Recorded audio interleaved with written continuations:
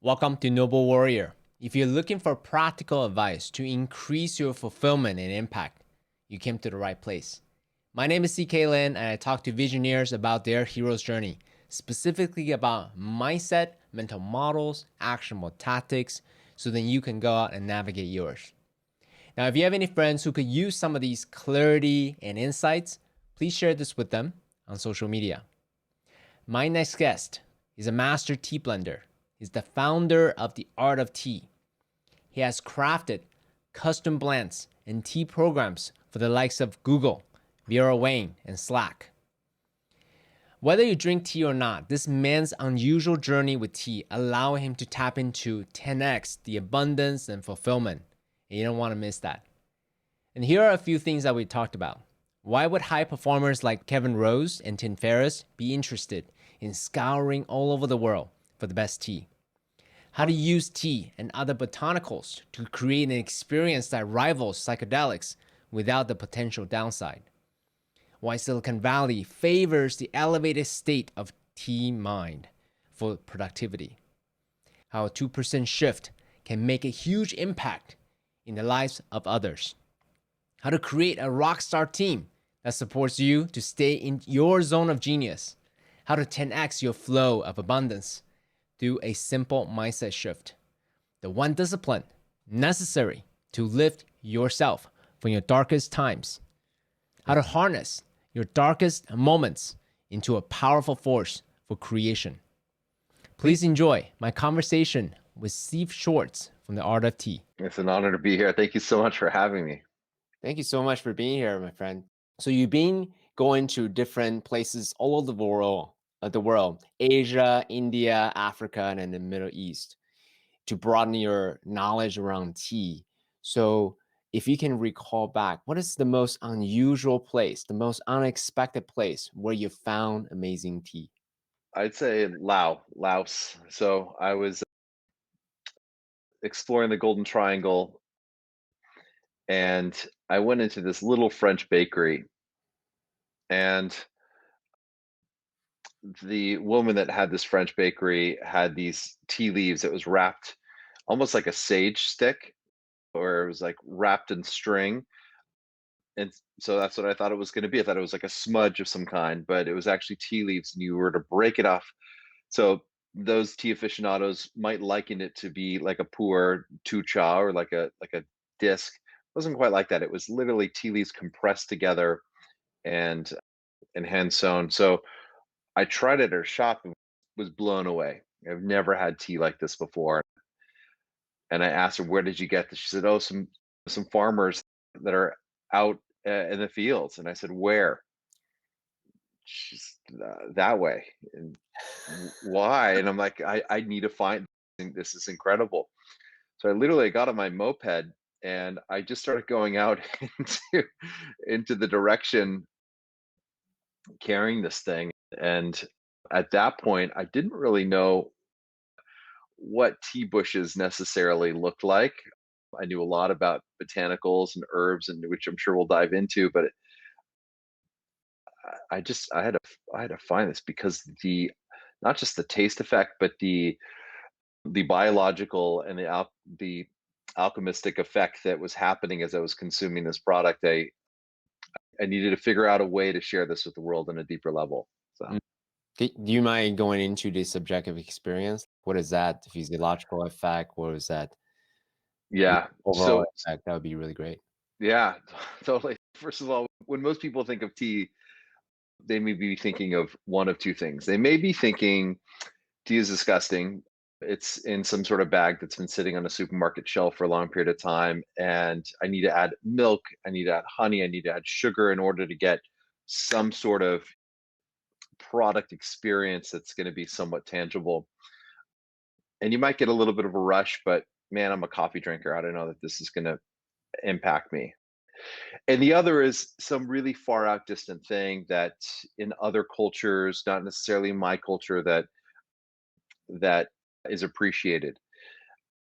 And so this far off tangible untangible thing, how could we somehow make it more tangible? And so consuming this Camellia sinensis that we now know of as tea, and we can get more into the backstory of what is tea, and really enjoying a true tea in its purest state, the whole leaf state, was mind blowing because it wasn't cut and sifted and uh, separated out into a tea bag.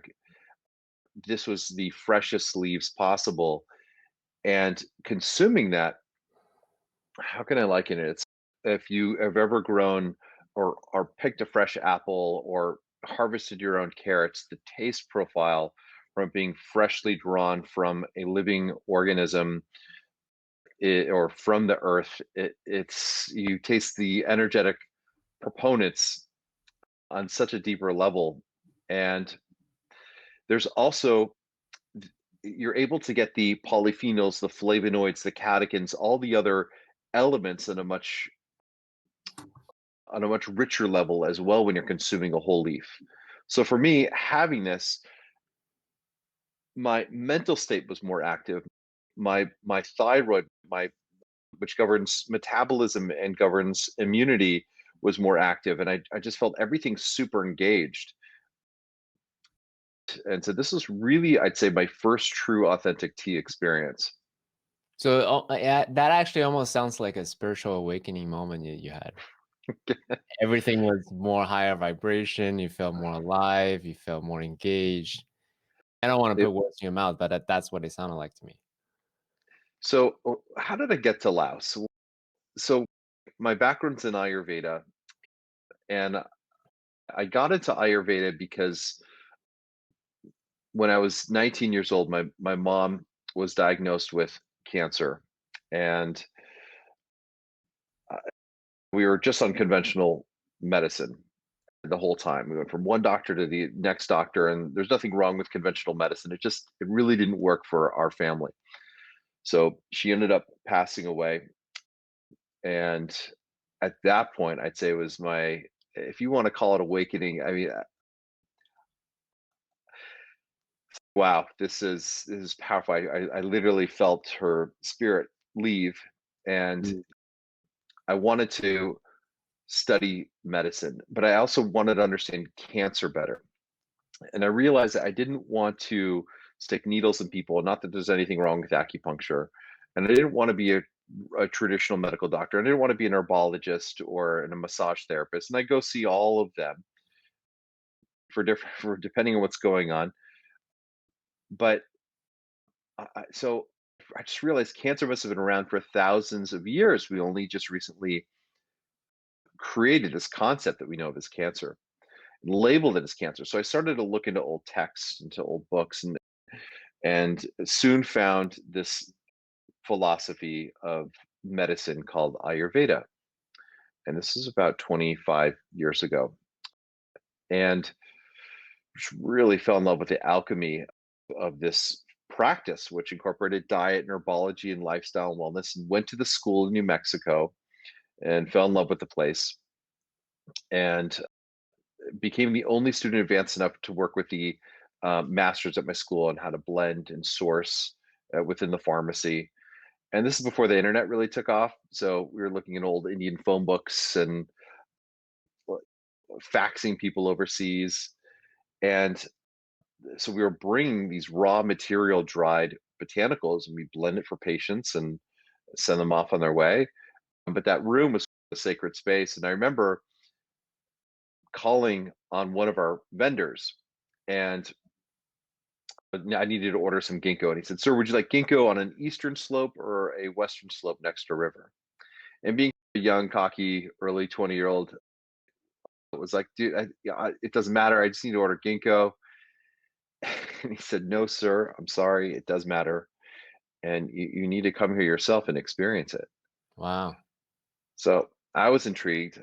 I saved my money. I worked 4 different jobs, from cleaning houses to waiting tables to working at the pharmacy and in school full time.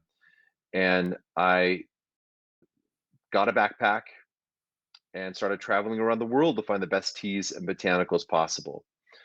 So I started meeting with these different farmers. So so Really didn't know that much about tea. Yeah.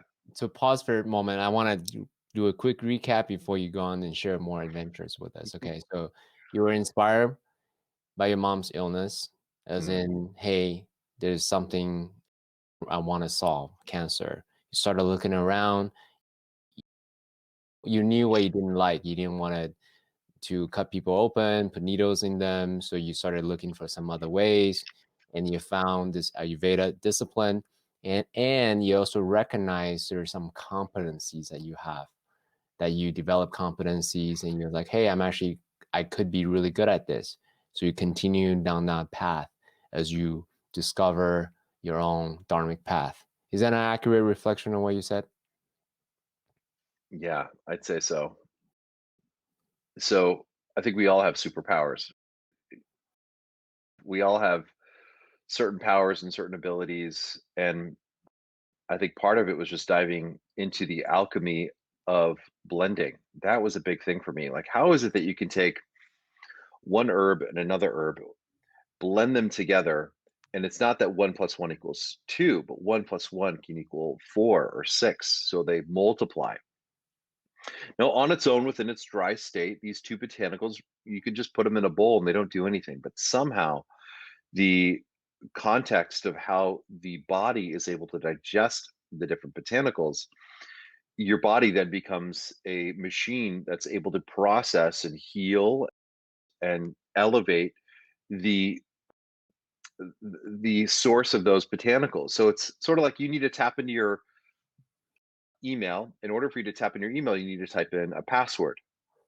And that password's unique depending on capitals and number sequences, but you cannot access your email unless you type in the password exactly how it's meant to be typed in. So herbs and botanicals are very much the same way.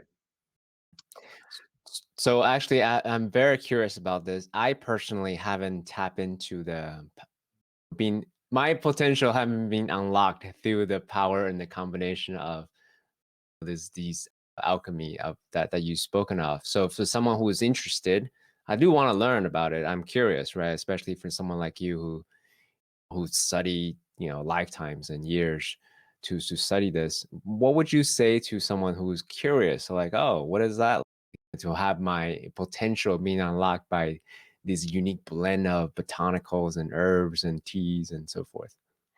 So what's amazing is in many cultures around the world where you have these native tribes that are living within the natural atmosphere, so to speak, they're able to through knowledge and wisdom, they're able to know which plants are known to help with certain ailments. And not only do they know it, one, you can say, well, it's maybe through trial and error, or maybe it's because it's been passed down from generation to generation. And how is it that one botanical, the leaf, could be healing for one part of the body, while the root of the same plant could be absolute poisonous for, or absolute poison for another part of the body? So there's an intuition that can develop through one, being aware of your natural habitat. All right, Steve. So you tell me that I need to, one, be more aware of my natural habitat, and I could be living in a very metropolitan area.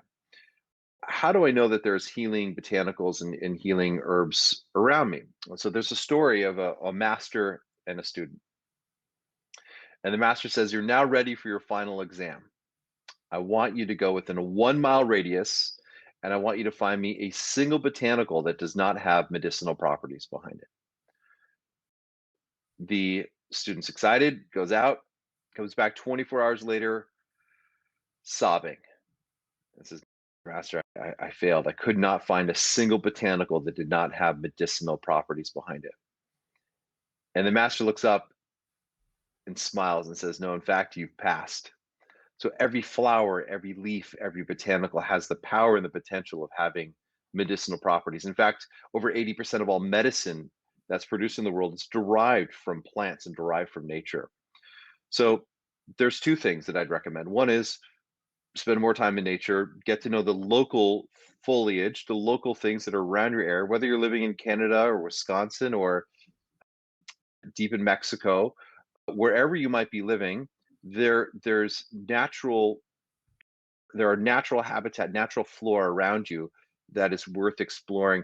And oddly enough, the natural botanicals are known to help with certain ailments. So, for example, snake bites. If you have rattlesnake bite within Southern California, there are certain cacti and there's certain botanicals that help bypass some of the poisons within a snake bite. If Hmm. Also, if you take a look at the ginkgo leaf, looks like a brain. Mm. There's two hemisphere, the ginkgo, which is an ancient tree, by the way. It's been around there are fossils of it being supposedly around millions and millions of years, and ginkgo is known to actually help with brain power. Mm. So there are symbols in nature and there are symbols within the world, but part of it's one getting more connected. Mm. The second and the last part is knowing the digestive effect of a botanical. So one of the things that there was a rash group of us that got really into the alchemy of the there's a left side of tantra, which most of us within the world know of as being more sexual energy, and then there's the right side of tantra, which is a bit more metaphysical.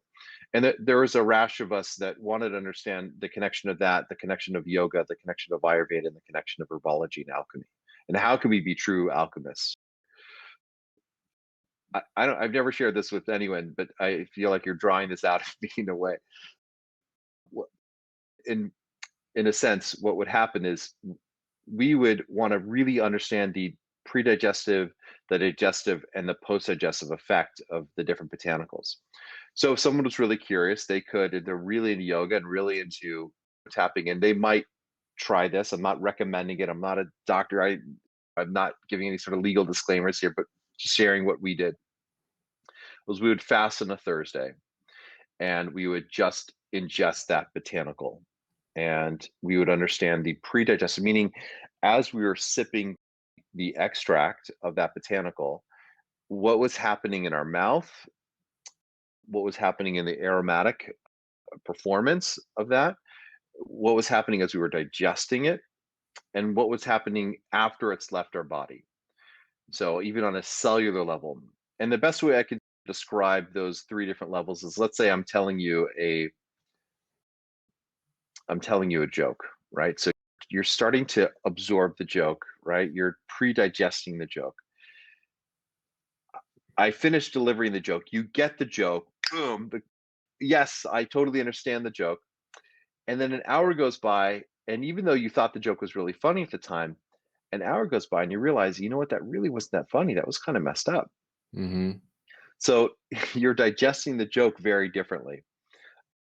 So the same thing happens with the foods and the herbs and the botanicals that we consume.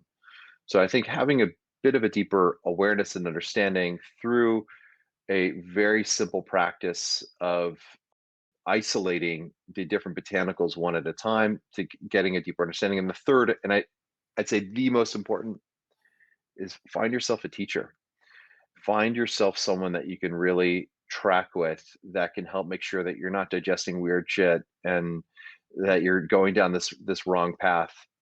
So really make sure you're tracking with someone that you trust that can make sure that you're doing it safely.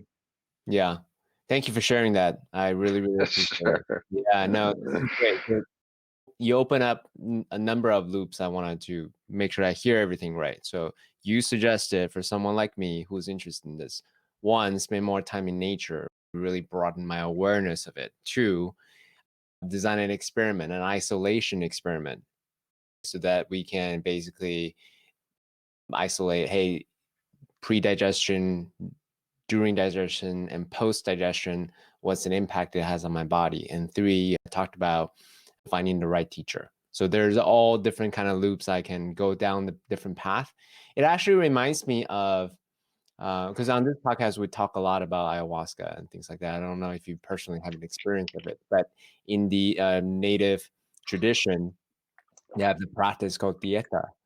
Essentially, they will drink ayahuasca and also take on a different botanical and just really studying the impact it has on the body, before, during, and after. And then you do that for, I don't know, 30 days, 60 days, 90 days, or so forth. Because ayahuasca itself, or yahe or whatever, is as a multiplier of the sensations, the image, the emotions, and all of that. So then you can really study like basically the different nuances of that. Have you heard about dietar at all? Yes, and I'm not one to lead the practice. I can tell you that during my time, it's interesting, and I assume that your listeners are tapped into sort of the differentiation of there's how we might classify drugs as a whole, right? So cocaine, heroin, ayahuasca might be classified as drugs, and so there's a lot of negative connotation that can happen with this. And at the same time, it's become quite in popular use, ayahuasca. I, I I'd say DMT has had a deeper impact on my way of viewing my connection with the world.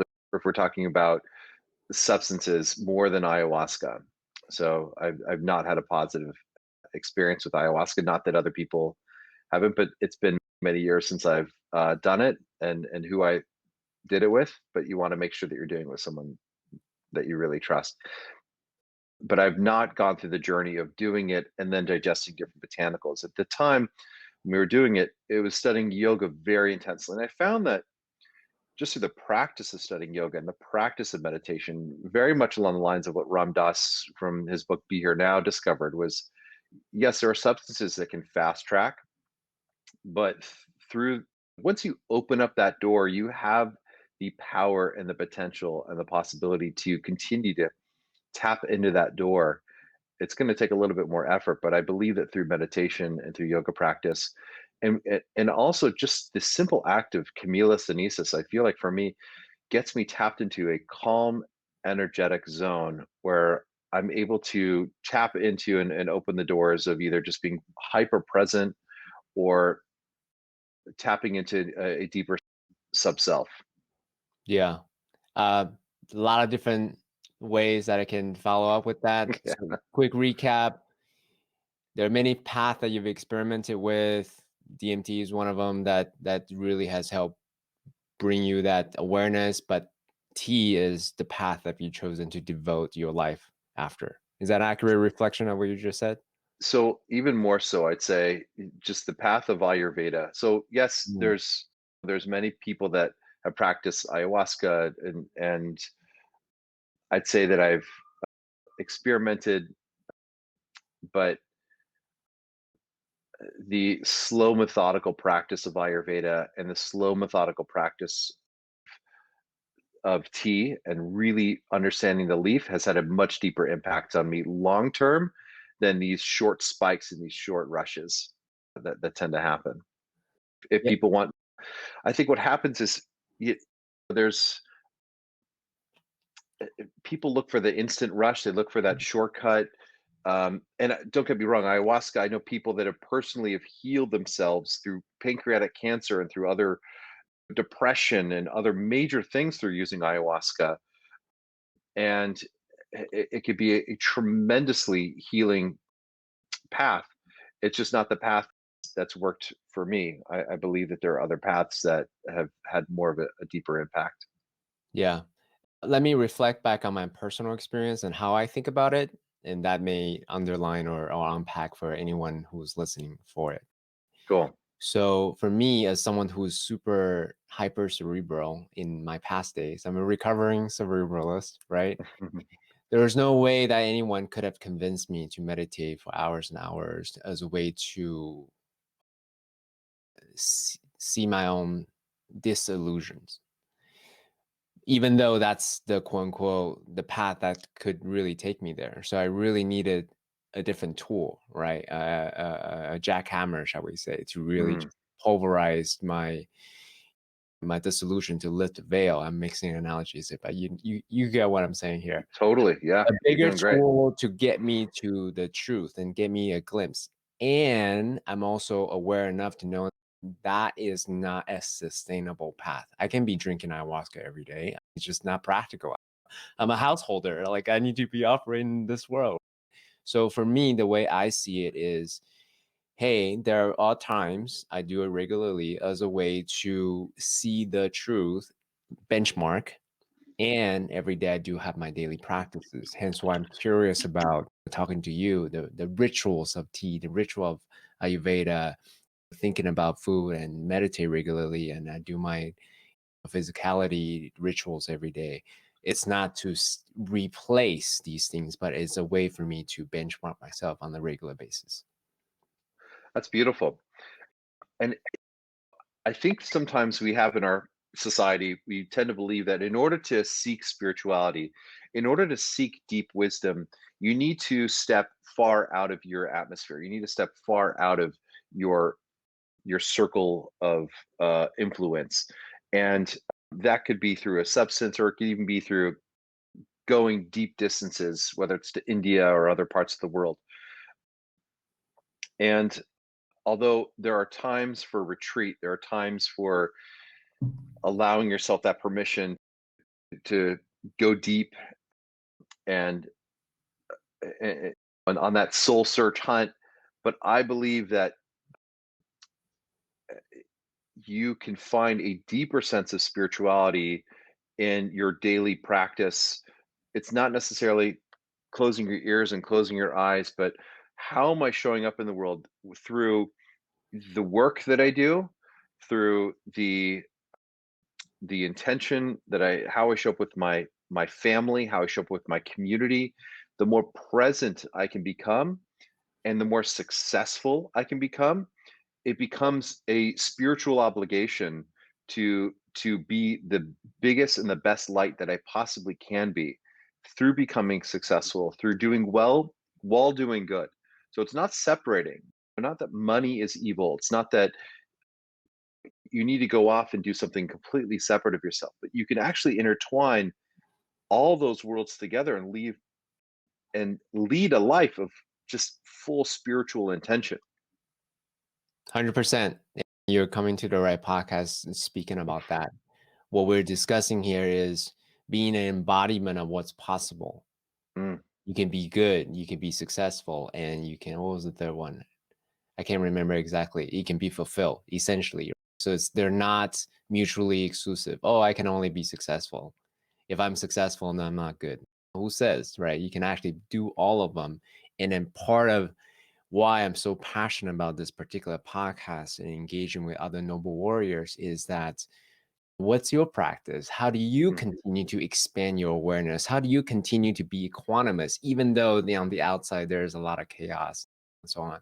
So thank you for just underlining exactly what we're trying to accomplish here. I I think, yeah, and it's a total honor for me to be here. Know that like we're all vessels. So how how do we want to channel and how do we want to tap into that? So what do we want to intentionally fill our vessels with, and then what do we want to share? So if you look at so I spent some time in Israel and like a Peace Corps type program a number of years ago, and I remember learning with someone that was significantly wiser than myself in a cooperative learning environment. And he was telling me that there are two types of people in Israel. There's that's similar to two types of bodies of water in Israel. One is called the Sea of Galilee, and it's this is where Jesus walked on water. And then there's the Dead Sea. So the Dead Sea is a body of salt. You can float in it. It's healing. It's very interesting, but there's no birds around. There's no fish around, and the Dead Sea basically fills up from the water from the Sea of Galilee, which is also known as the Sea of Life. And the Sea of Life gives water to the fields, gives water to the country, and there's fresh fish and birds and plants and all sorts of other life within and around it. And it's a very small body of water. And that body of water leads into the Dead Sea, which just absorbs. The idea is You give and you give. And by the act of giving, your vessel, you end up becoming full of fresh life and fresh content and fresh energy rather than trying to hang on. If you hang on, then the water becomes salt, becomes stale, becomes stagnant, becomes dead. And so, if I ask you to take a huge deep breath, because scientifically it's shown that by taking a large deep breath, you will live longer, but eventually you're going to have to breathe out. And the same thing happens in terms of abundance, whether it's spiritual abundance, financial abundance, love abundance, whatever that might be. You have to be able to let go of the vine. You have to be able to really give significantly more than what you ever expect to receive in the universe. I remember when my mom passed away, and I met with an Ayurvedic physician from India, and I told him about my journey with my mom. And he told me, he said, because you gave so much of your life to your mom, I literally did everything from that you could imagine. Like, she couldn't function, so I was doing everything for her. And what he told me was, because you gave everything for your mom, the universe has no other way of showing up for you than giving back to you tenfold. And I believe that wholeheartedly. Like, you put yourself into a scenario where you're giving wholeheartedly. We're so scared of, oh, maybe I'm going to get taken advantage of, or maybe something's going to screw me over. But you know what? You just keep showing up and you keep giving and loving, and then the abundance will come your way. It just will. You will attract it significantly. Hmm. I so appreciate you saying that. Why don't we actually Sure. go down that? Yeah, why don't we actually go down that rabbit hole a bit? I wasn't expecting it, but since hey, what the heck? Um, what you're describing is, let me just reflect back on my personal journey as well. In my younger days, I'm so super self-obsessed about me. What do I want? My goals, and how do I get there? And it wasn't until I had my moments of darkness, and moments of just like all of my tools that I have accumulated over time, working harder, being smarter, like just stopped working. I'm like, holy shit, what do I do? Then, that egoic illusion crumbles. Then I had to just basically say, fuck, what else is there? What's beyond the intellect? Then I found, oh, empathy and compassion for myself, first and foremost, then for Mm, others. mm. Then beyond that, oh, the spirit. Hey, there's much bigger things out there that's intangible that I couldn't measure through my egoic, materialistic approach to life. So I'm curious to know from your perspective, were there dark moments that you had to encounter for you to say, hey, there's much more to that than just what's measurable? Or actually, no, you talked about your mom. So can you zoom in on the specific moments where what that have led you to say, hey, there's much bigger things ahead of me? Yeah,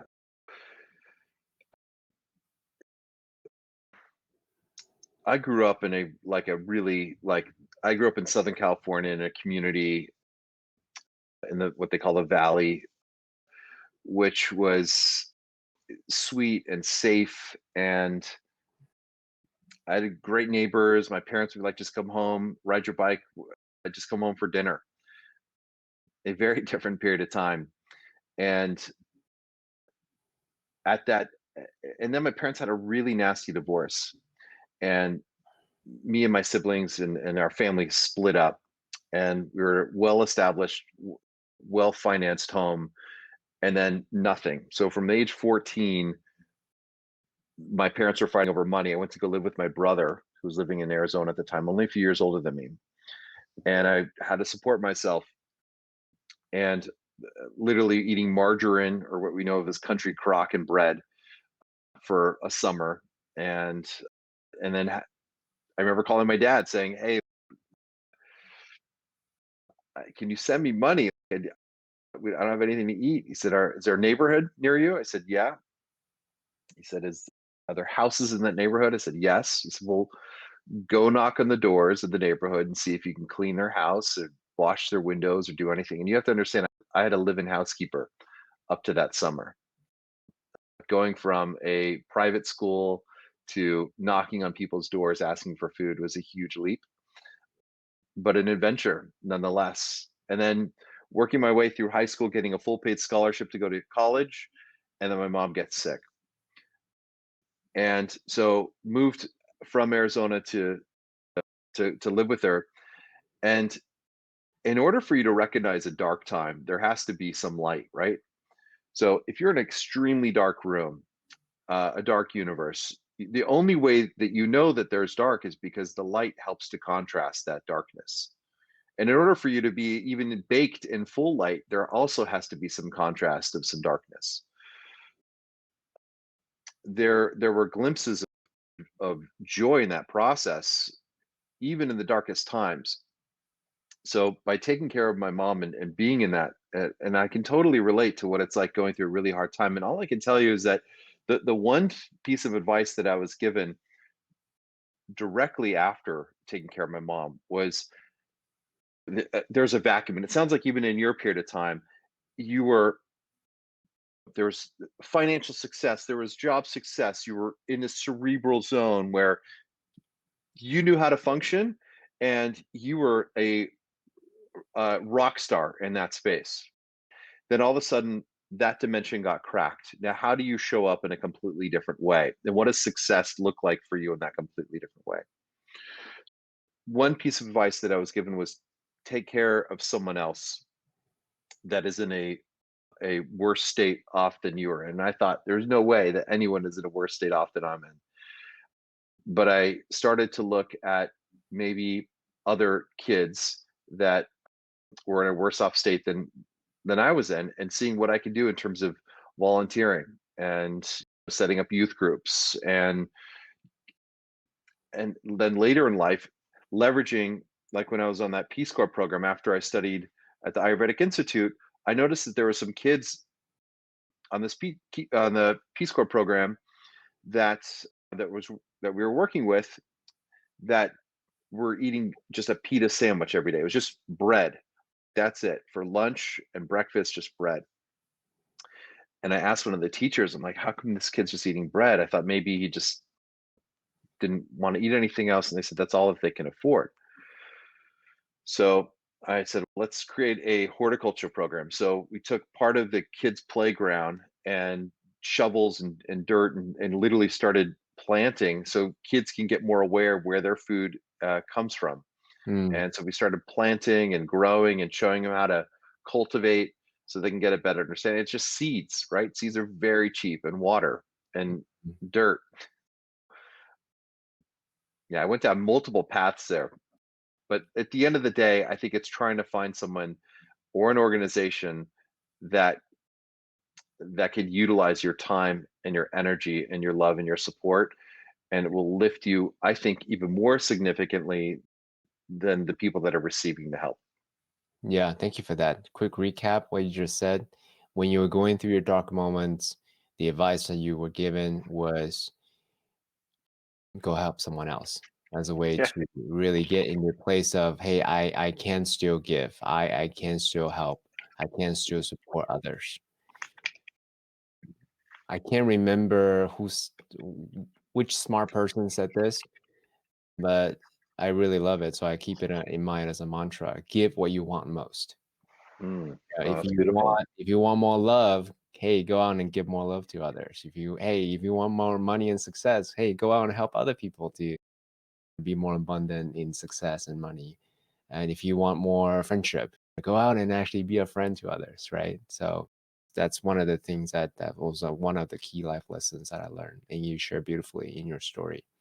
Thank you. And along those lines, and we're here for such a short period of time on this planet, and we can't waste it. Like, we're given this incredible opportunity on this planet to really make an impact. So for me, my channel, my impact really is tea, because regardless of age and gender and religion and demographics and geographic location, the philosophy in life, right? Tea can really help multiple people. I want to impact as many lives as I can through tea. And for other people, it might be something that's just wanting to help one individual person or trying to discover themselves on a deeper level or using technology as a way of impacting the world. But we're here for a breath of air in terms of the time frame of the overall universe. So what can we do to really make that impact and wake up with that thought every day? Fuck, what can I do to just drive it? Yeah. And by the way, I don't wake up fully inspired every day. It's a process.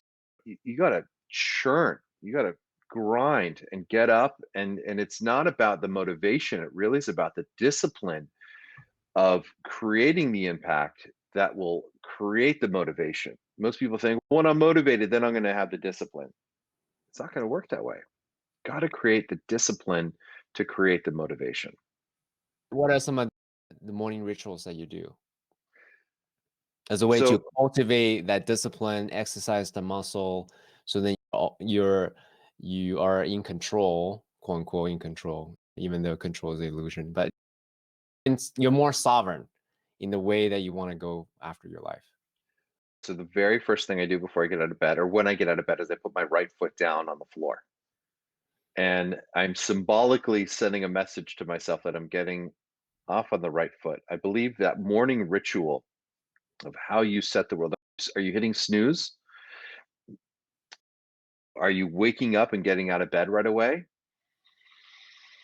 So all these little things add up. So the first thing I do is, one, if I'm struggling with a question and if I'm struggling with needing to find an answer, sometimes what I'll do is I'll go to sleep the night before with looking for that. I'll ask myself the question with the hope that the answer will come in the morning, right?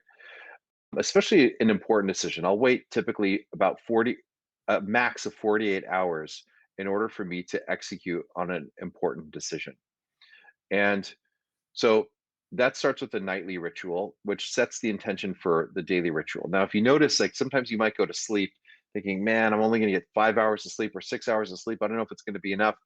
And because you went to sleep with that thought, you will wake up feeling exhausted. Mm. But if you wake up like, oh my gosh, I only got 5 hours of sleep that I'm going to be able to get, but I'm so pumped because I'm going to be going surfing, or I'm going to be going on a trip, or I'm going to be hanging out with a friend I haven't seen in a long time, you are going to wake up energized. The My final exam at the Ayurvedic Institute with Dr. Vasant Lad, who I learned with. There's an amazing documentary on him called The Doctor from India that's available on Amazon. It just came out recently. And in my final exam, I was asked the question, and by the way, everyone was preparing, staying up late at night. Da, da. So my final exam question was, what is karma?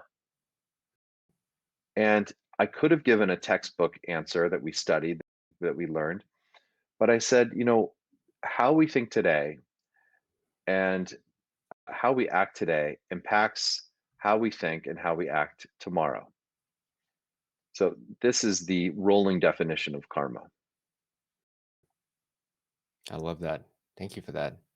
Sure. And really, that ripple effect doesn't end. Really, if you think about it, on a Confucius said, self, family, country, world. That Mm. fractal effect in how you behave in your thought process, your words, your action, ripple out, honestly, intergenerationally, if you really think about it. That's the way I think about it anyway. That's Oh, what I like to believe, totally. right? Man, if someone 100 years from now or 200 years from now is watching this podcast, and if you and I can collectively impact their lives in some way, then that energy transfer is helping to live on in deep and meaningful ways. So I hope that we can somehow make that impact together. That's one of the reasons why I'm so passionate about media and technology, because in my mind, those are highly scalable with a lot of ripple effects. And actually, already I've gotten back people who listen to the podcast and said, "Hey, CK, really appreciate when you and your guests talk about the dark moments, because most people don't talk about that. Most people just say, I had a problem, I had a vision, solve it, ta-da, Let's you know. dive into that more. Let's go there. Let's go there, man. Yeah. So, yeah, let's go there. So, my suggestion is lean into it. So, if you lean into the dark moment, so what most people do is they'll suppress it. A dark thought comes up, and we all have that. So, in my culture, it's called yetzer hara. So that yetzer hara is that evil inclination. It's that dark side that comes up, and so there is the Alter Rebbe, who is a significant teacher that lived a few hundred years ago, would talk a lot about the evil inclination, this dark side within us. And the whole concept, even Dr. Vasant Lad that I would learn with would say, you have this dark moment, and rather than suppress it and try to ignore it and push it away, that can oftentimes end up in health impacts and negative back pain or stomach issues or cancer or a number of other things that can happen. Rather, if we face the dark side, meaning if you don't need to take that Jedi Knight sword and try to freaking crush it, you just watch it. You welcome it and you watch it and you let it flower and then you let it die without trying to control it, without trying to motivate it. Just let it present itself. Let it show you whatever it needs that you need to see. I'm going to use a much smaller example here. I was talking with my 15-year-old daughter about homework, and she said she's starting to get the idea that if you tackle the hardest thing first, then it becomes so much easier. And the hardest thing was just the buildup of, fuck, I got to do all this homework. And just by doing the homework, just by doing the homework made it so much easier than thinking about doing the homework. So in the same way, if we feel that dark edge come up, just watch it, man. Just welcome it. And like, all right, you're here. What do you want to show me? What do you want me to talk to it? Welcome it and feel it. We, we're trying to just get so numb in the society. And if you just welcome whatever it is that it's trying to show you, it could be a tool. And some of the most powerful people in history have had dark inclinations, but they've been able to utilize that dark force, not suppress the dark force, but utilize that dark energy through mastery and through growth. That alchemy can have such powerful, significant impacts. Now, it can tweak you if you don't have the right teacher. It can take you down, man. It can take you down, but that shouldn't scare you. Just keep Mm. asking for guidance and keep asking for the teacher, and the teacher will appear. Yeah. Let me again recap, and then we can go to the teacher. Go, So go for it. that's my style, man. So just, Yeah, I man, want to you're think what I'm great. You're hearing doing great. already. So what I'm hearing you say is whenever there's in the dark moments, whatever negative emotions or thoughts that comes Even up, memory. right? A memory or regrets, whatever may be a thought, an image, emotion that comes up, the younger CK would just make it wrong. Oh, I shouldn't have it. Suppress it. Let me think of something else. Ignore it. Or make myself wrong. Why do you have these thoughts or image or regrets? Like past is past, quote unquote. Just effing do it, right? This kind of things to force an outcome.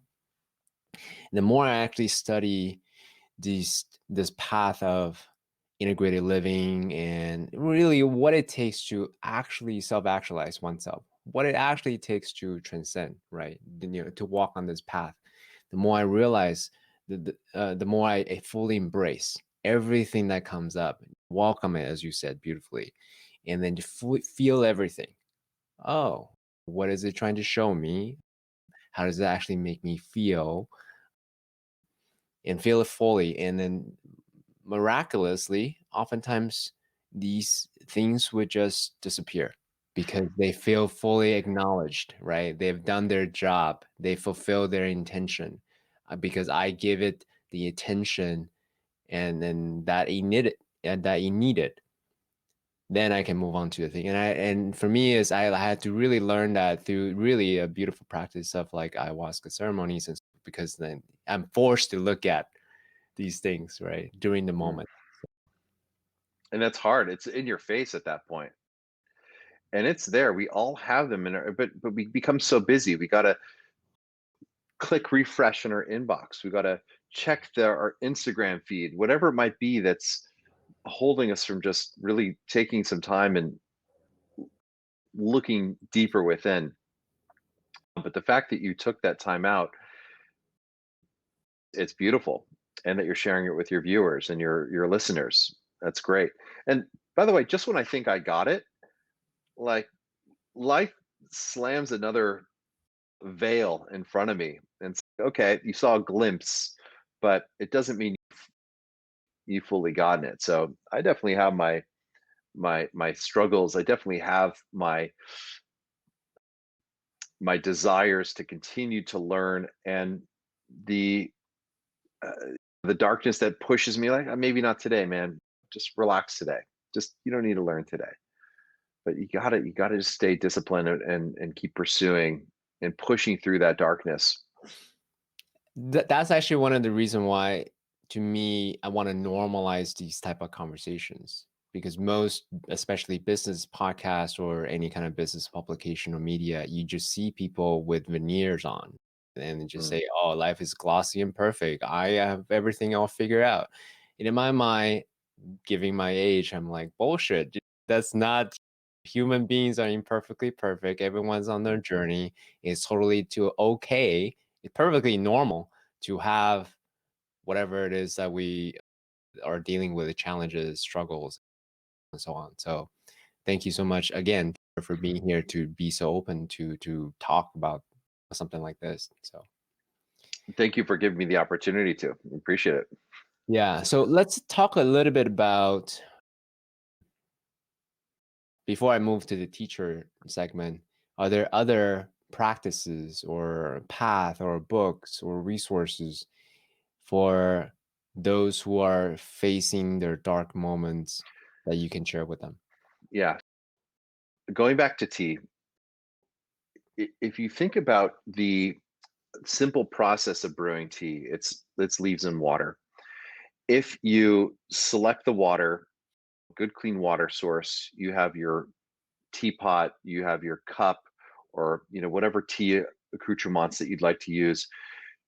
Just turning your phone off, turning your devices off for 6 minutes or so, selecting the leaves, preparing the water, getting your cup ready, and being super mindful in that process. Meaning, feel the leaves, feel the temperature of the water, feel the cup, and breathe in the aromatics.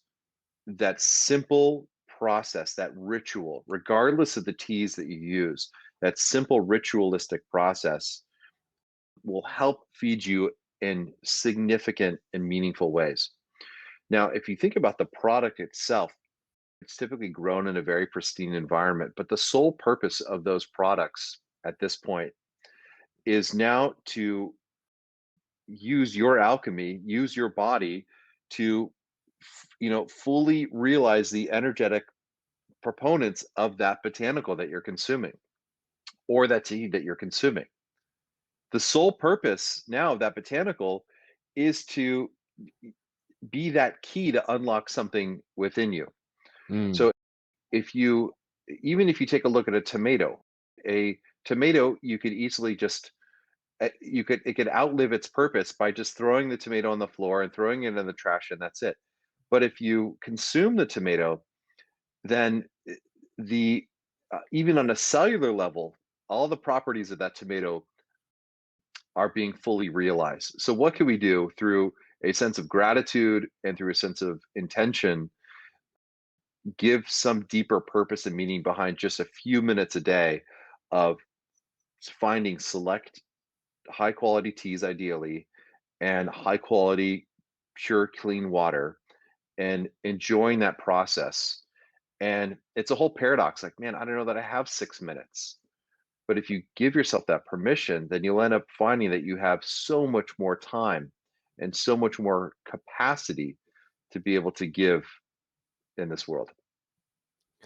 Yeah, one of the thing I think is super ninja about the whole tea ceremony idea or concept is at the end you want the product to help you with your energy or your mood or whatever, but it's the ritual in my mind anyway. It's a ritual that forces you to be more present and be more aware in the moment, and it's very precise in the way that it does things and so forth.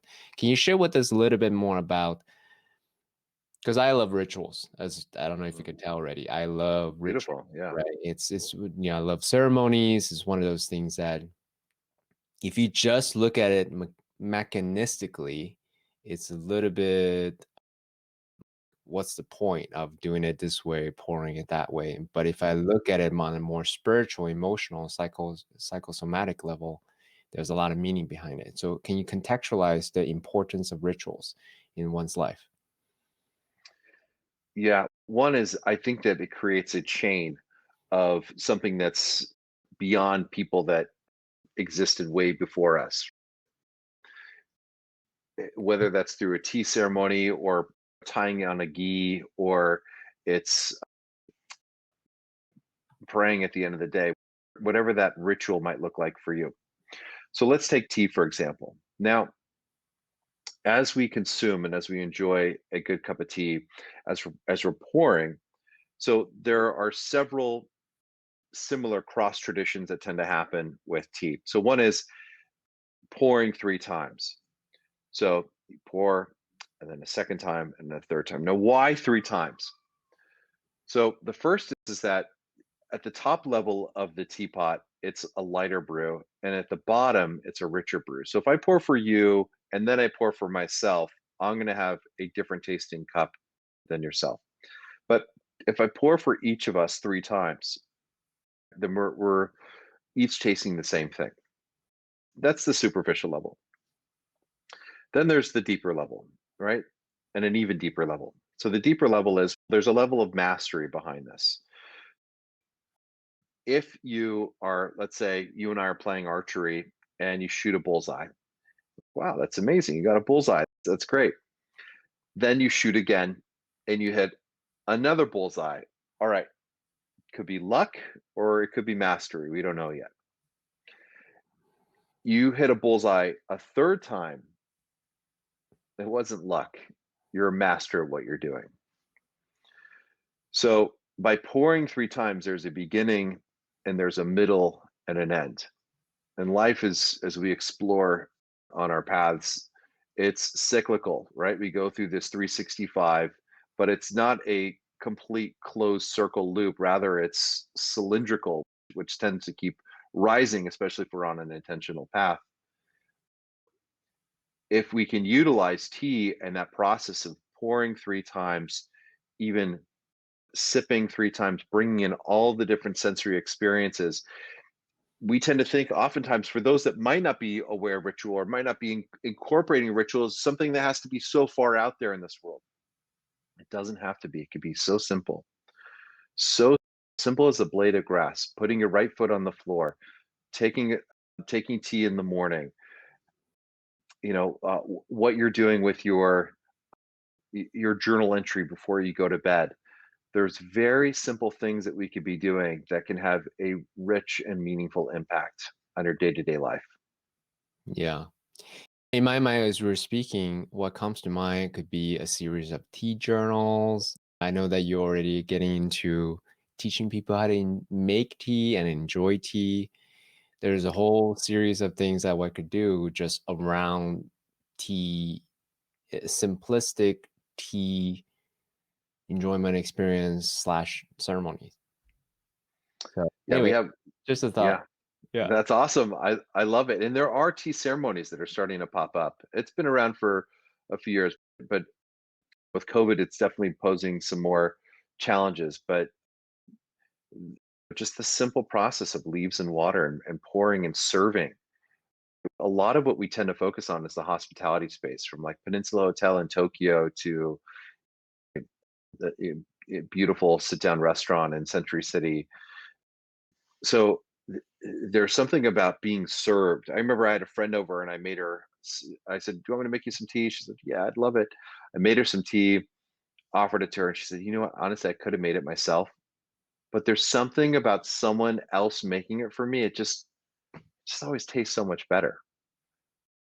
And so, again, even with those dark moments, just by being really intentional and even offering a cup of tea for someone else, it's amazing the healing process that happens through that transference, the products that the energy that you're putting into it.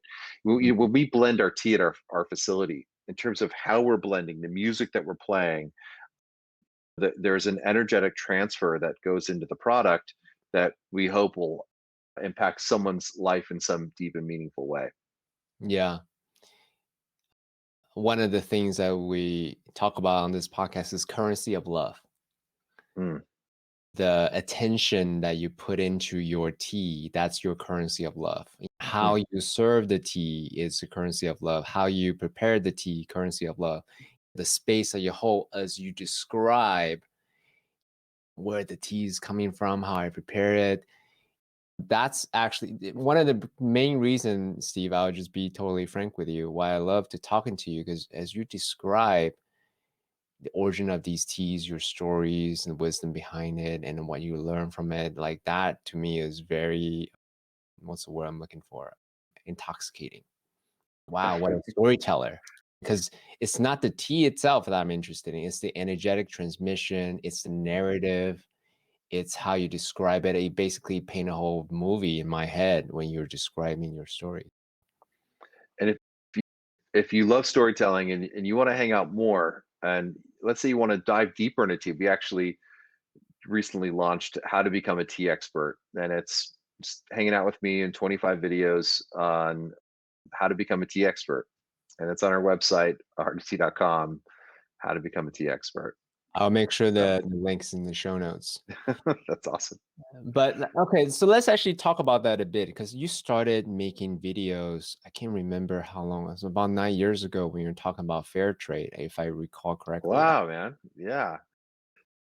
And then if I when I watch you now, you are composed, you're calm, you're a great storyteller, have a great Embarrassing.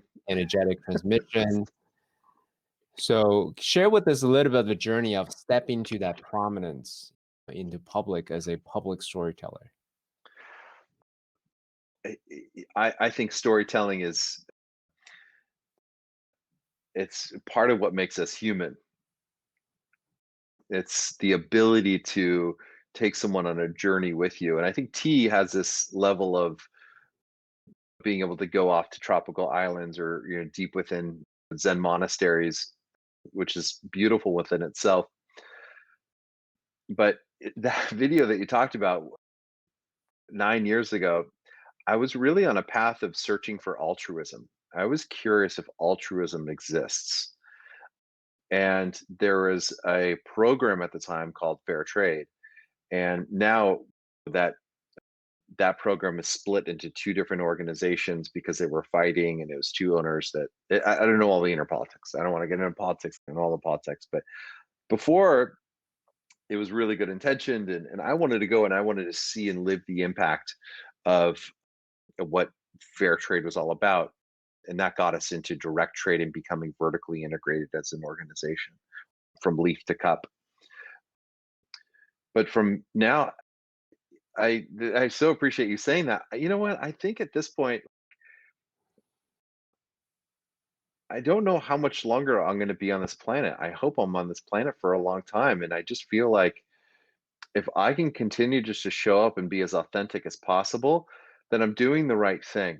And the second thing, which is really important for me to note, is I have a phenomenal team behind me. I'm so grateful for my team because for years I had the wrong team, wrong member on my team. And I just did whatever I could to try to really make it fit.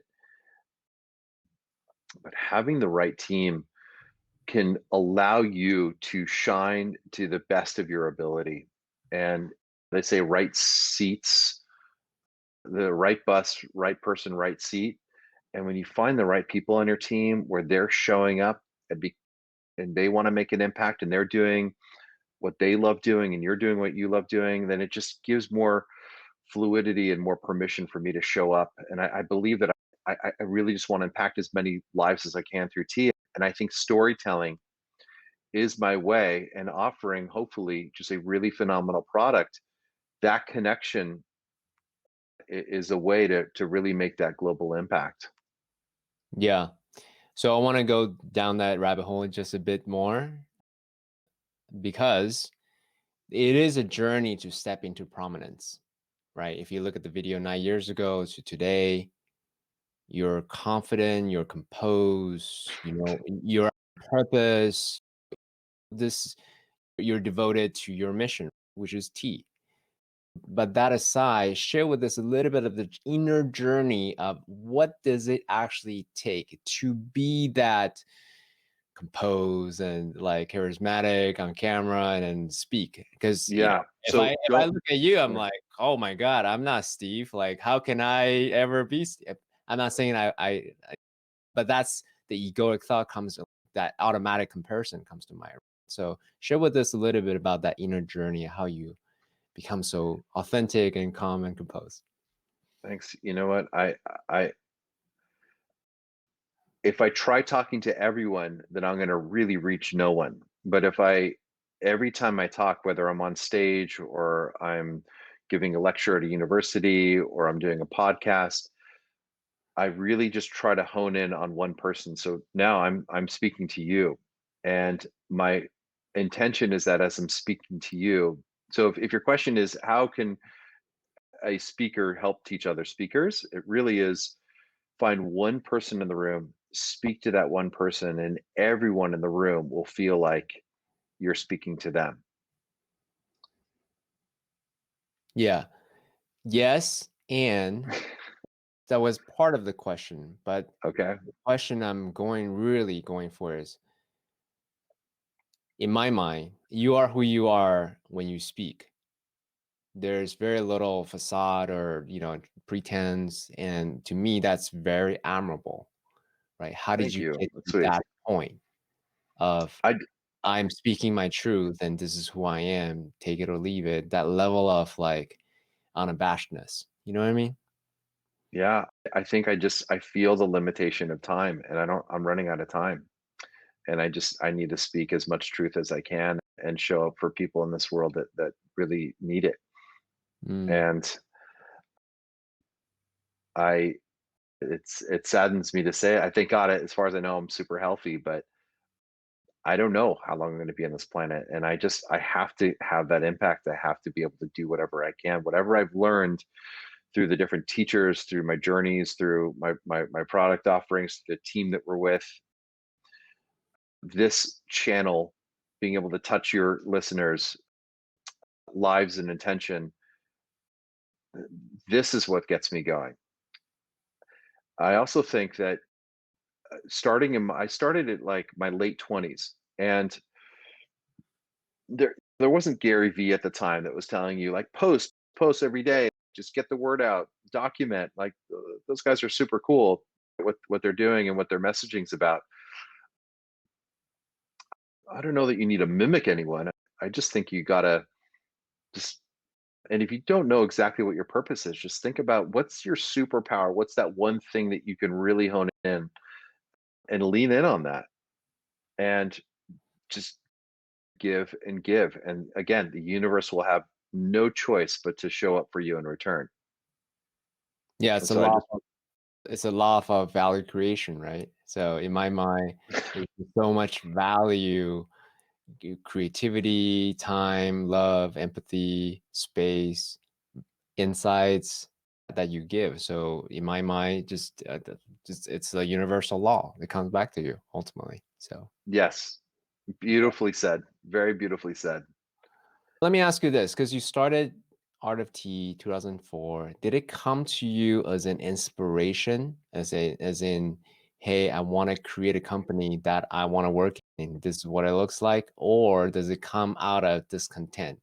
Oh, everyone else is doing it wrong, and therefore I'm gonna do something totally original and different. Like, how did it come to you?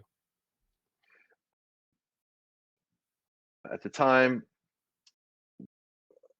late 90s, early 2000s, I finished my studies at the Ayurvedic Institute. I was traveling, bringing stuff back, for different botanicals and herbs and teas for friends and family. And I was also working at a treatment center for kids as a rabbi. Now, I'm not an ordained rabbi, but I'm studied enough to, I love ancient texts, whether it's studying Sanskrit at the Ayurvedic Institute and weaving in that ancient knowledge with my my Jewish tradition knowledge and finding those patterns and similarities. And so I worked as a rabbi at a treatment center for kids. And while I was doing that, I was blending and giving stuff out for friends and family. And I I got I was starting to contemplate with my wife. We were just recently married, and I was like, I wonder if I start peddling these teas around to different places, if we might catch on, if it might there might be some interest. So we reached this point where it's like, man, if I can make $1,000 in sales a week, that's 500 bucks in our pocket. We could probably get by. Like we could probably do this. And at the time, I got offered a six-figure job to do, like, really great job, impact a local community, really help lead that congregation, for lack of a better word. And I thought, I think I can make a bigger and deeper impact through tea. Dr. Lod, who I was studying with, said if you see someone slipping in the mud, you hand them a stick. You don't hand them your hand. And so tea, I felt like, could help impact more people's lives than through seeing individual people. And regardless of race and gender and religion and demographics, tea can really help impact so many more people. I I turned down that six-figure job and out of our living room started blending and sourcing and soon caught the attention of Wolfgang Puck, and then caught the attention of Caesar's Palace. I actually ended up training the first tea sommelier in the US, and then caught the attention of different hotels and restaurants and spas, and it just grew from there. And then after a year of working in my actually not even a year, less than a year of working in my living room, I needed to hire someone, not because I had the money. And by the way, everything was self-funded. Like I had Aunt Visa and Uncle MasterCard as my two VC fundraisers, and I, everything was. And my wife and my philosophy was, you know what? We can always go back. I was really good at what I was doing, and I can always go back. But I don't know that I'm going to have an opportunity like this at this point in time to do this before we have kids. And let's give this a shot and let's fail. And I fucked up a lot and failed a lot, and I kept learning and growing. And I personality profile, like, learning is up there for me. I love learning, and I encourage my team to learn and lean. If we fuck up, it's great. What did you learn for, like, how much was that master's degree on what you just fucked up on? That's great. Keep learning, keep going. Yeah, I love Yeah. it's good. Essentially, you're treating everything like an experiment. You're willing to invest in an experiment and then learn from it. If you learn from your experiment, it's not fail, it's learning. Yes. Yeah, exactly. And so just early on, leaning in on that. And I didn't have anyone in my immediate contacts that, or my immediate local surroundings, that did the entrepreneurial path and went off and did their own thing. And this is before podcasts were kicking into gear. So I turned my car into a university. I was like buying CDs of Brian Tracy and Zig Ziglar and Tony Robbins and all these other guys, that cheesy music in the background before they start talking. And are you concerned about time management? And I didn't even have a bachelor's degree. So I needed to figure out, okay, these people I've interviewed and worked with the top performers in the world. What can I do to learn from them and hang out with them as I'm going around town, and going and traveling around the world, And so in some cases, like when I'd be deep in the forest in China, I remember meeting one of the speakers and telling him, "Man, you were the only English speaker that I heard for about a week, and I just want to thank you." And he still tells that story today, which is pretty awesome. So knowing Yeah. everything that you know now, I know that you're a EO advisor, you advised aspiring and young entrepreneurs, you continue to study and grow. What are some of the books that really were pivotal in elevating your mindset as a to live in this abundance mindset? The first thing that comes to mind is called The Go-Giver. It's a simple read and it's beautiful. I think it's an essential read. Man, there's so many great books out there, but Go-Giver is one that really stands out. I'm sure everyone talks about Think and Grow Rich and how that's impacted their lives in some way. So I don't want to repeat that one necessarily. And I'll lean on ancient books like the Pirkei Avot, which is a lessons of the fathers. There's the Patanjali's Yoga Sutras, and there's so many interpretations that sort of ripple out beyond both of these. There's just so much wisdom from people that lived hundreds, if not thousands, of years before we were on this planet. Yeah, So there's a principle, I can't remember the name of the principle, but essentially says the longer the book has existed, that means more likely that it will exist for that time. So instead of studying the popular books of our day, which is likely to only be popular for however long that's been popular, if you study the scriptures as being around for hundreds, if not thousands of years, the likelihood that still be useful thousands of years from now is very high. So beautiful. Very well said. I love that. That's yeah, awesome. I'm curious. So let's see. So one thing I am curious about is in a time where everyone has 3 seconds of attention span and everyone wants to chug that 5 hour energy thing, 3 seconds, you can have energy for 5 hours. It seems like what we're doing here, and as well as tea, is going the opposite direction. We want people to slow down. We want people to deepen that awareness, and we want people to take the time to do the rituals. So I'm curious to know your point of view. How do you fight is not the word. How do you enroll and preach this art of slowing down and actually being the moment, enjoying this cup of tea, taking the proper time to do it, etc.? So when I first started seeing patients, when I finished the studying the Ayurvedic Institute, and even some of the patients that we would see in studying with Dr. Law, they would come and they're like, "I need more energy. I don't have enough energy. I need more energy." In fact, what people need is they need not the cotton on the fire that's going to give them those bursts and spikes, but they need something more sustaining. And I have no problems with caffeine, by the way. And in fact, if you take, and I go to the dark side, I drink coffee from time to time. I like a good cup of coffee. But let's just take a look at caffeine and energy for a second and how coffee compares to tea.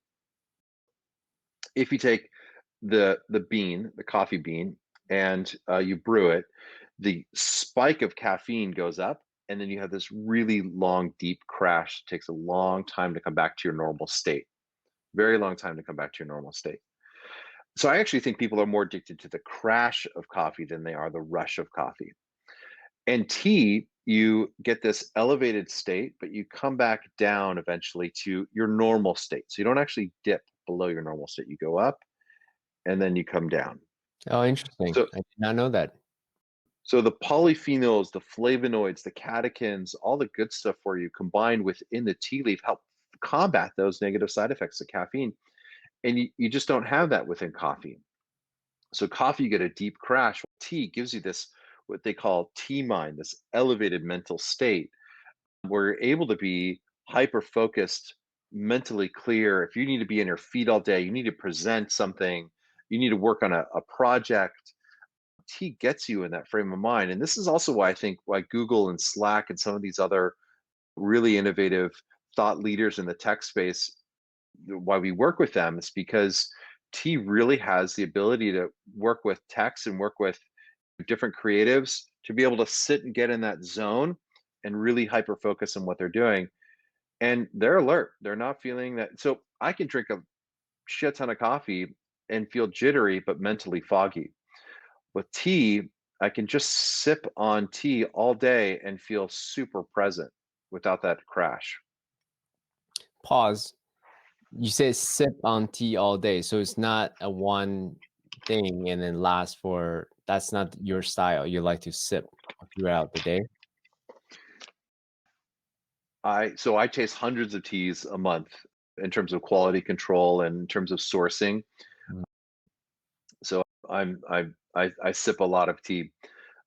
But in terms of enjoying a cup of tea, it's not a gulp. It's not a big gulp. It's not a slurp. It's typically it's a sip. Now, it doesn't mean that you can't have now over 85% of all the tea that's enjoyed in the US is actually iced tea.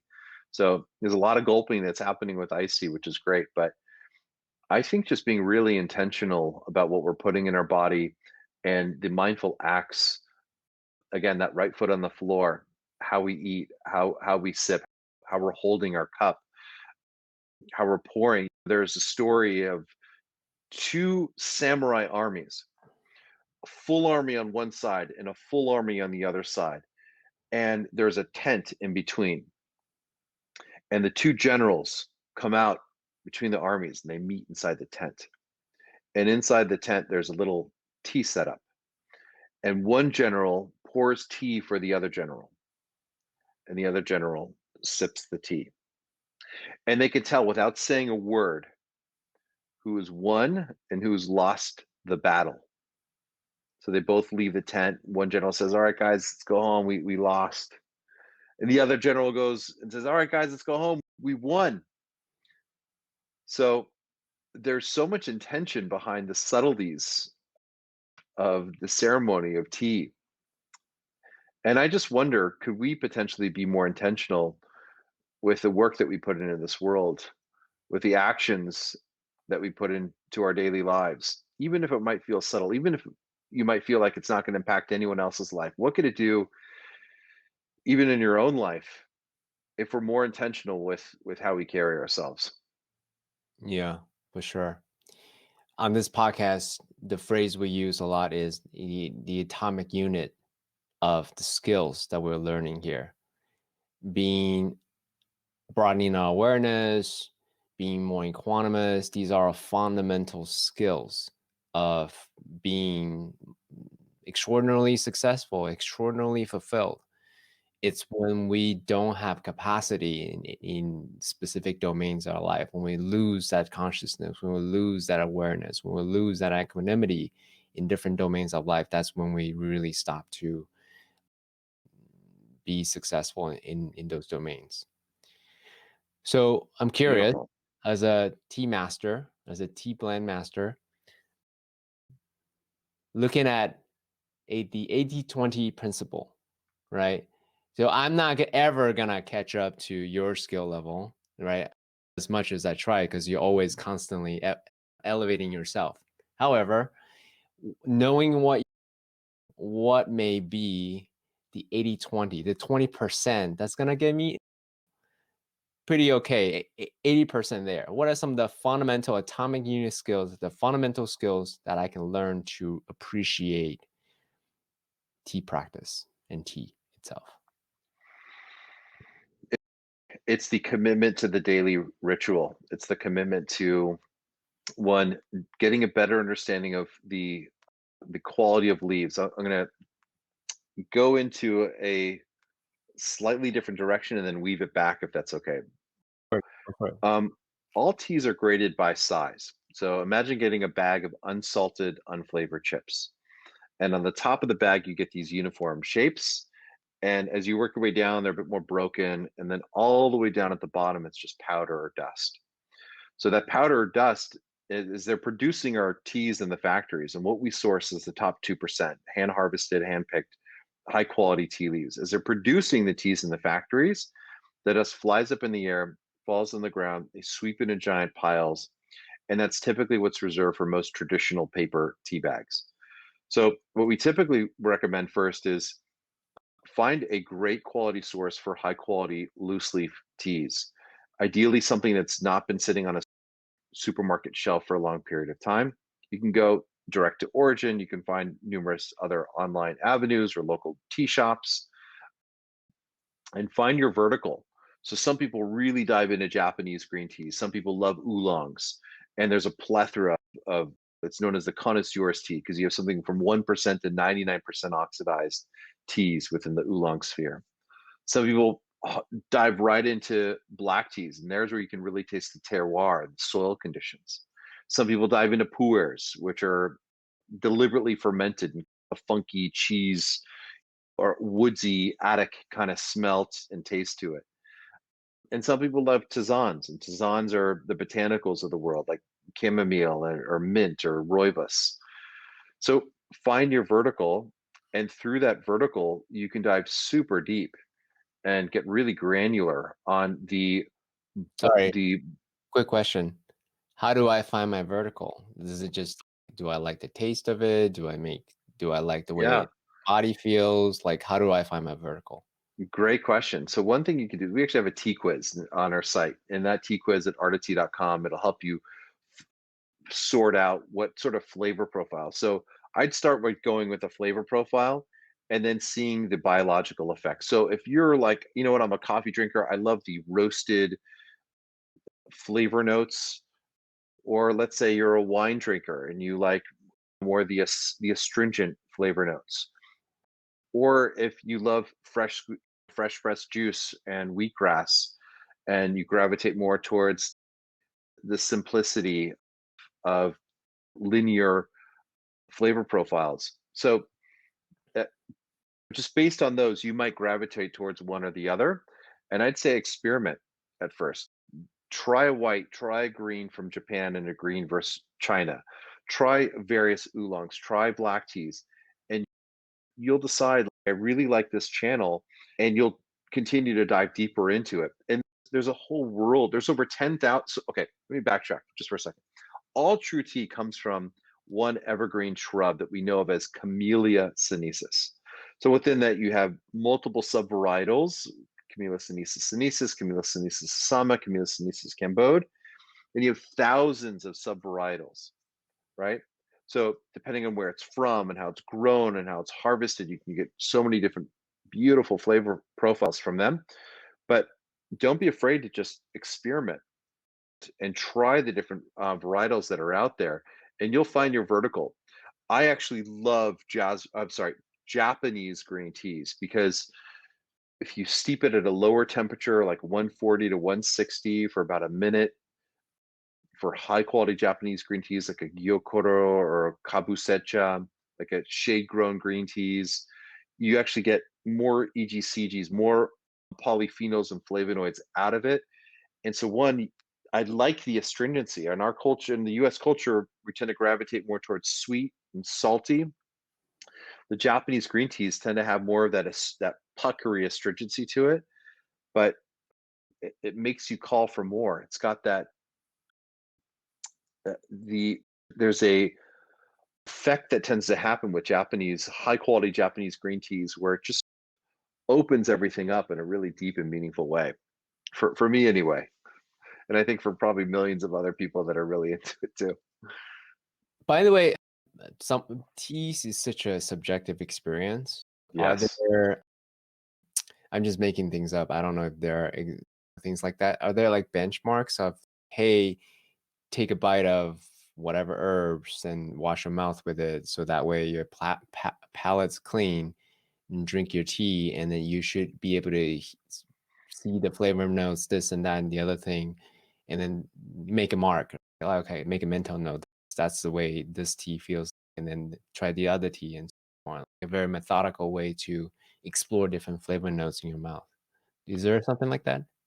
So over 98%, yeah, it's a great question. So over 98% of what you're drinking when it comes to tea is water. So that 2%, what you're looking for are the flavor notes within that 2% that impact. By the way, it just reminds me, like when for those that might be listening that are going through a dark moment, just realize that if tea can impact 2% can impact the overall flavor of 98%. Just imagine what little impact you can have on someone's life on a daily basis. The best palate cleanser really is tea or even just a really good clean source of water. The other thing is so when you say master blender, master tea blender, like it feels so weird with those titles, but the thing is that one thing I'd say I'm really good at with tea is I have a weird long flavor and aromatic memory. Like I remember flavor profiles extremely well. Wow. And I think because we have over 100, 120 different teas, being able to, in my mind, go back to the different blends and the different sources, different botanicals, and really see and taste what's going on. So I think that that's one thing that's helped me. And through my learnings at the Ayurvedic Institute, it's helped me understand the tongue. Mm, So the tongue is your tool, it's your device that helps you understand one, let's say you eat something spicy.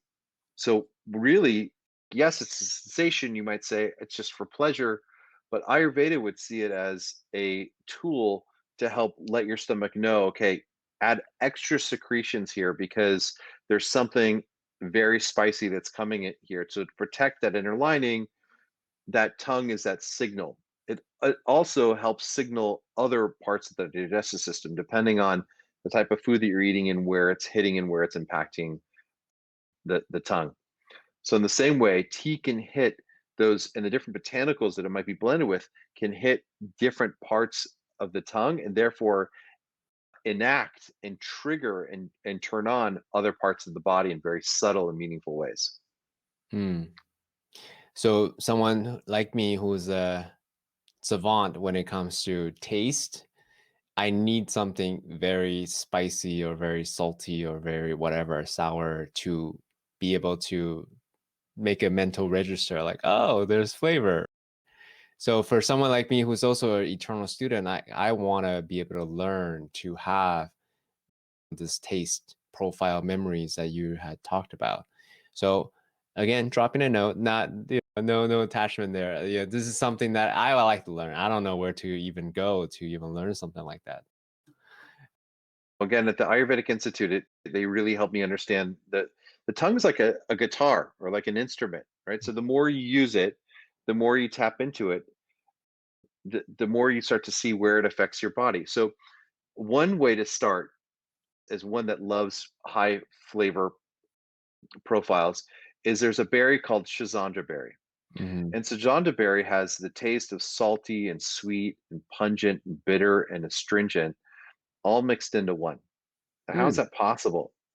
Now, let's say you have oats overnight, right? There's soaked oats overnight. That's your breakfast in the morning, or ghee, right? Something really unctuous and oily. And mm, you'll taste that Shazandra berry after your breakfast, and you might taste spicy. Let's say you had salad for breakfast. That berry might taste sweet. So that berry will balance out whatever you did not have throughout that day. So one way is like try a Shazandra berry at various points in your day, either before or after a meal, and see what you're picking up. Are you picking up spicy? You're picking up same berry, but you might be picking up very different flavor profiles, and that's one way of like tuning your tongue. Ayurveda would say try tridosha, and tridosha is a way of I'm sorry, not tridosha, triphala, three fruits, which is another balance of at the end of the day that can really help clean your tongue, clean your palate, and also help your overall digestive system. And the third is a tool, just a tongue scraper. mm. Taking a tongue scraper will help you uh, fine tune your guitar, or in this case, your tongue, to be able to pick up different sensations and flavor profiles a little bit better. I love it. Some taste hacking skills. Exactly what I need. Exactly what I need. That's Um, awesome. a couple more questions and then we'll wrap. Is that cool with you? Yeah, it's great. Awesome. Thank you.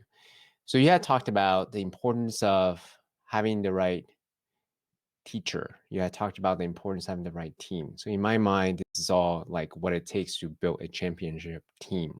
Can you share with us a little bit of the criteria that you use to quote unquote find the right teacher, quote unquote find the right team to support this beautiful mission that you have? Yeah. So let's talk about team first. So for me, team is finding mindset.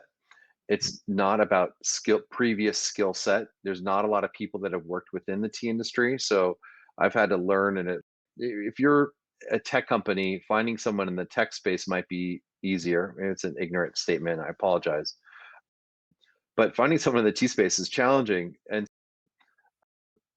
I've found that mindset and tenacity and hunger and drive are way more important to me that than a strong resume of deep, rich experience in tea. So that, and honestly, like no assholes. Like we really try to be intentional about having a positive mindset within our team. How do you find Um, that though? I mean, everyone comes to the interview, they're put on their best mask. So how do you know if they're an asshole or not? sure, if it's an interview, one of the things that we say is, you know what, we're we're really good at a number of things, but communication is just something that we just struggle with. And I'm just curious, knowing that it's an issue for us, what do you think you might do coming on board to help us improve our communication? And if they get hired and they get the job, they're like, I'm here because communication's an issue and I'm going to help solve that. And by the way, in every organization, communication is an issue. Of course. So this is no different. And thank goodness, like we have way better communication tool from our weekly meetings to how we're incorporating Slack and just the level of trust that's developed within our team. Like, so we're constantly refining and honing in and finding like blind spots. Like, oh, we got to get better at that. What can we do better or differently? So we're always looking at ways of improving it. And the other is there's four quadrants that in terms of a personality. And sometimes you don't know right away in the interview, but you'll know within time where someone might fit within four quadrants. So one is someone that's extremely skilled at what they do and great mindset, right? Ideal candidate, no brainer, great attitude and a rock star at what they do. So, awesome. Second is great attitude, poor quality work.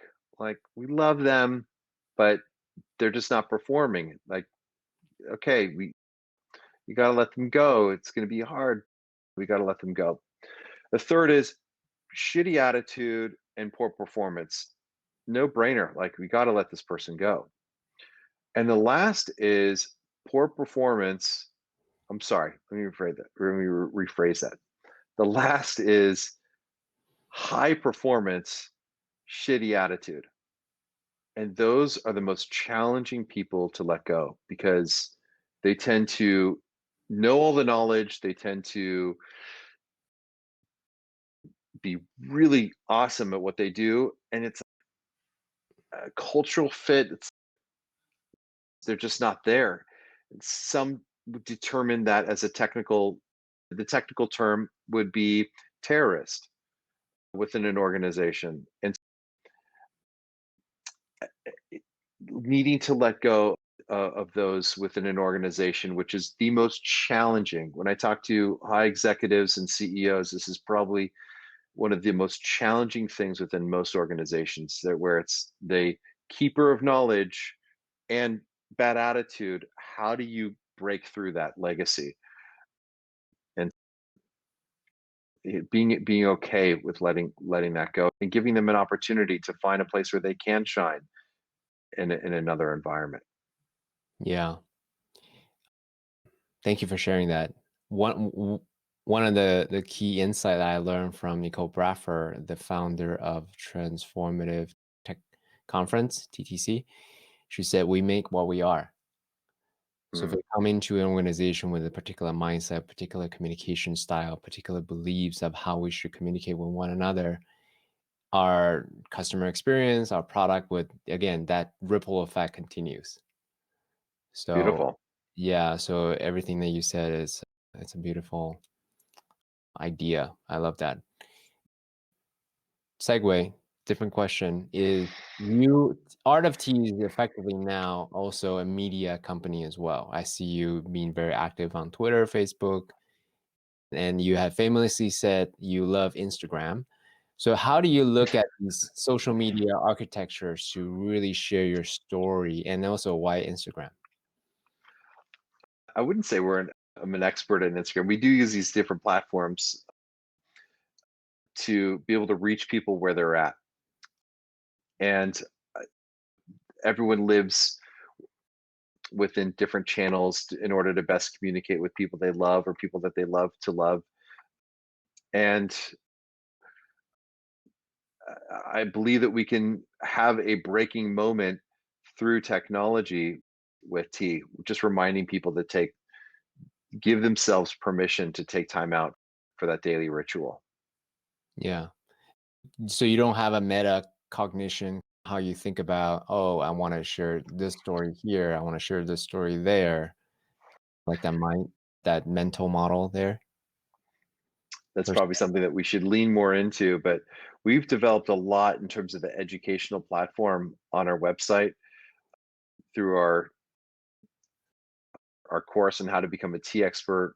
We have a wealth of data on our website on tea sourcing and tea background and tea recipes.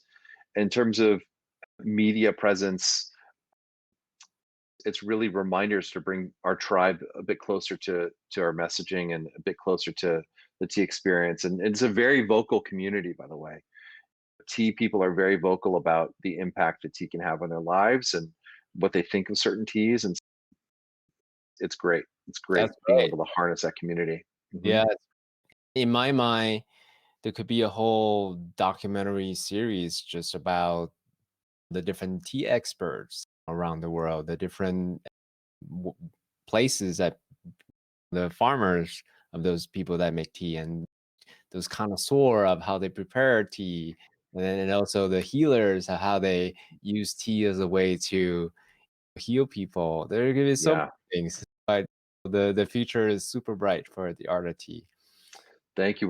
Actually, been writing a book. It should be coming out in February, all about traveling with sages and tea gurus and wonderful mentors, and really look forward to sharing this with the world. So and I so appreciate your time today. Thank you so much for the opportunity to be able to reach your tribe and your audience, and I'm very grateful. Thank you. Steve, just wanted to take a moment just to really acknowledge you to have an unconventional conversational dance with me. I know that these are not necessarily topics that you normally talk about, and really appreciate you sharing your expertise, your wisdom, your experience in just exploring different areas of tea. Like, I've gotten so much a master class, just around tea and how to actually use tea and use rituals to deepen my own awareness to create this life of both success and fulfillment. Just thank you so much for sharing your time so generously with us. That means a lot to me. Thank you.